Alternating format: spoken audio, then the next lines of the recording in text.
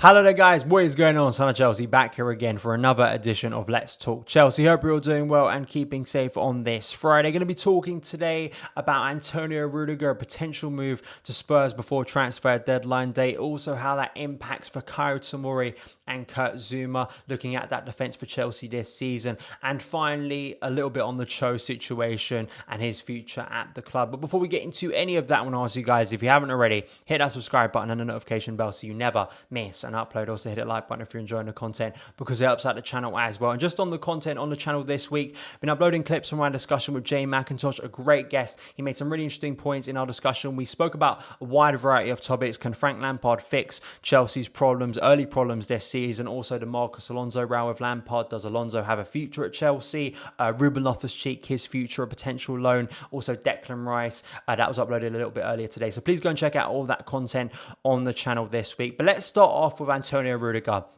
I think last week I was discussing Rudiger's future, potential exit, when Matt Law reported about him being left out for the Liverpool squad, then the Barnsley squad, then the West Brom squad, and of course the Tottenham squad on Tuesday, pretty much confirming he doesn't have a future under Frank Lampard at Chelsea. I mean, it'd be absolutely stunning if he's still at the club past deadline day. But then you're thinking after that, where does he go? There were some links last week to PSG and Napoli touted, but this from Matt Law in the Telegraph earlier this week. Tottenham line up Chelsea defender Antonio Rudiger as surprise alternative to Milan Skriniar. So obviously Rudiger going to Tottenham would be a massive blow for the club. I think it would. It'd be horrible to see him in a Tottenham shirt, strengthening a rival in a position. To be honest, I think they've got some decent defenders at the moment, but it would be a terrible thing to see him playing under Mourinho at Spurs, him recovering form and confidence and helping them this season.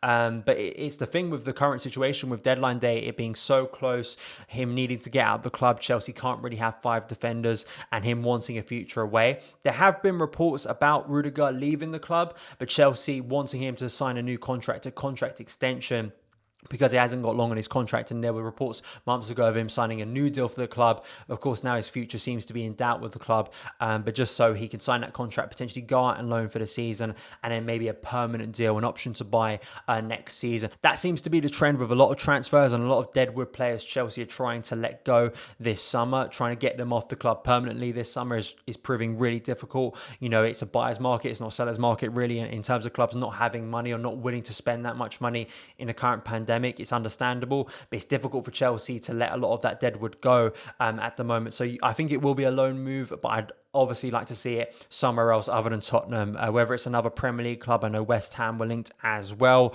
some other foreign clubs as well. We talked about PSG and Napoli, but I also think this is very relevant to the Fikayo Tomori situation and Kurt Zouma being linked away recently as well.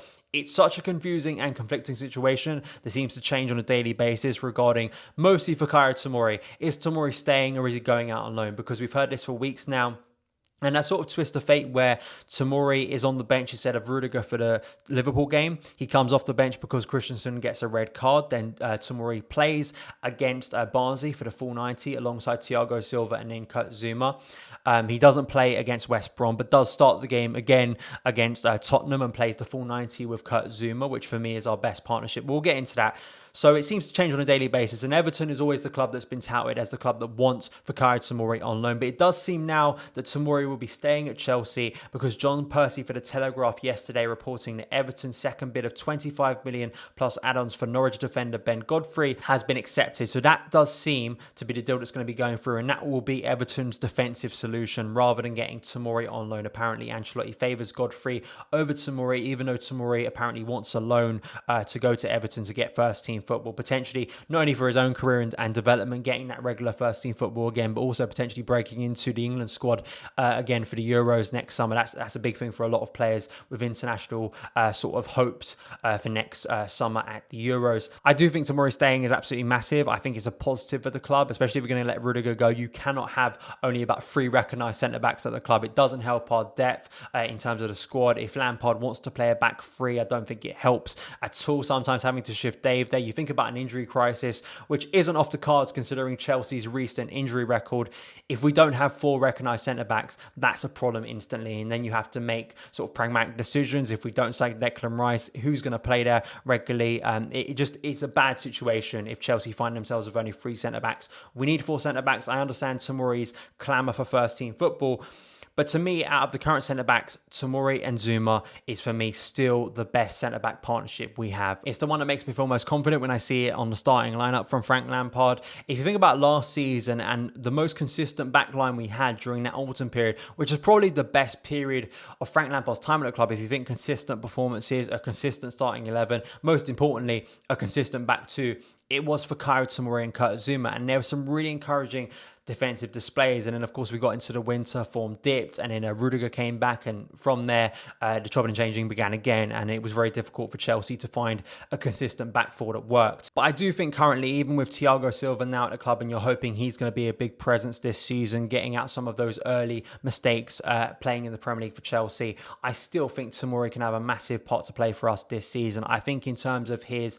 learning and development, and every time I see Tomori play, I'm impressed by him. He's one of these players that just impresses me, especially in a back four. I think he looks so composed, mature. I think he's decisive. I think he's got the physicality and now some intelligence to play in the Premier League. And I think alongside a more experienced defender, I think it's that chemistry and that sort of balance you can have in that defensive centre-back partnership. And also with the style of football Frank Lampard wants to play, I think Tomori and Zuma works because they've got the pace to track back.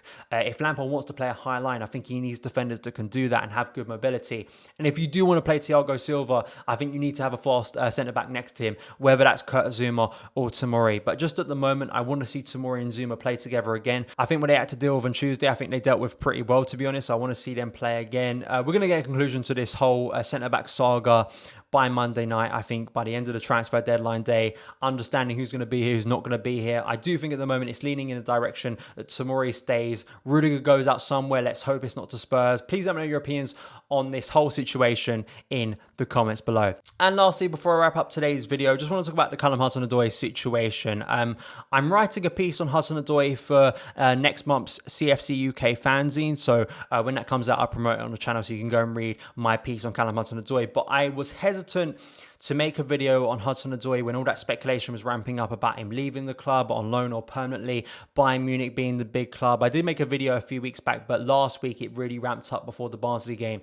I wanted to wait to see how much Hudson-Odoi would feature, not only in the Barnsley game, but in the subsequent games against West Brom and Tottenham.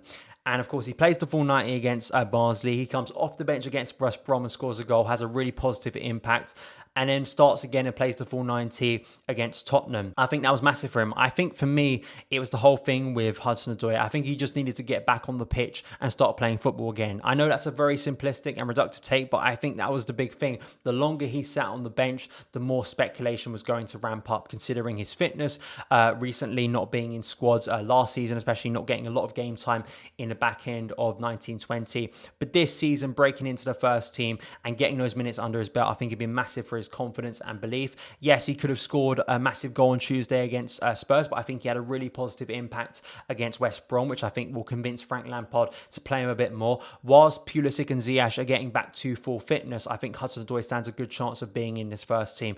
When he does get the opportunity like he did against West Brom, he needs to take it. But I just think at the moment, him playing football, him having his future sort of confirmed, at least for the short term. I mean, maybe all this speculation is only being put on pause, to be honest. And Simon Johnson, a great source for Chelsea News, tweeting here yesterday during the Champions League draw that I've been assured that unless there is a drastic late change in the window, Hudson-Odoi will be staying at Chelsea FC. And just objectively looking at the squad management, letting Hudson-Odoi go and being left with only two natural wingers in Ziyech and Pulisic would be a massive mistake. So I think Hudson-Odoi has got absolutely the opportunity to break into the first team more often this season, get minutes, rotation in terms of the Champions League beginning after the international break. So I think it was good for Hudson-Odoi to get back on the pitch. It's good to see, at least for this season, he'll be staying with the club, which is a positive. Please let me know your opinions on this Callum Hudson-Odoi situation in the comments below. But that is it for this edition of Let's Talk Chelsea. Thank you guys so much for taking the time to watch it. If you did enjoy it, hit that subscribe button and the notification bell so you never miss an upload. Follow me on Twitter @SonofChelsea. Have a great day, and I'll see you again.